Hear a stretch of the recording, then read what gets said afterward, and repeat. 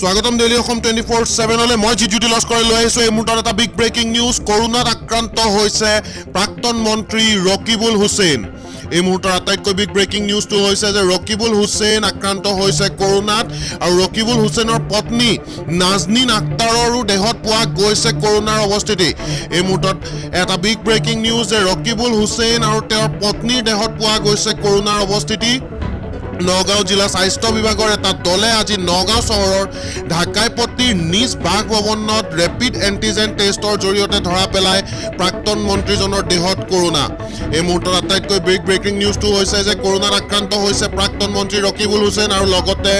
তেওঁৰ পত্নী নাজনীন আক্তাৰো আক্ৰান্ত হৈছে কৰোনাত আৰু নগাঁও জিলা স্বাস্থ্য বিভাগে আজি যি ৰেপিড এণ্টিজেন টেষ্ট কৰিছিলে ঢাকাইপট্টি তেওঁ নিজৰ বাসগৃহতে ধৰা পৰিছে কৰোনাৰ অৱস্থিতি এই মুহূৰ্তৰ এক বিগ ব্ৰেকিং নিউজ যে কোভিড-19ত আক্ৰান্ত হৈছে কংগ্ৰেছৰ মন্ত্ৰী কংগ্ৰেছৰ প্ৰাক্তন মন্ত্ৰী ৰকিবুল হুছেইন আৰু তেওঁৰ পত্নী আৰু কংগ্ৰেছৰ জ্যেষ্ঠ নেতাগৰাকীৰ লগতে তেওঁৰ পত্নী আৰু এগৰাকী সম্পৰ্কীয় ভতিজাকৰ দেহতো ধৰা পৰিছে কৰোনা সংক্ৰমণ এই মুহূৰ্তৰ আটাইতকৈ বিগ ব্ৰেকিং নিউজটো হৈছে যে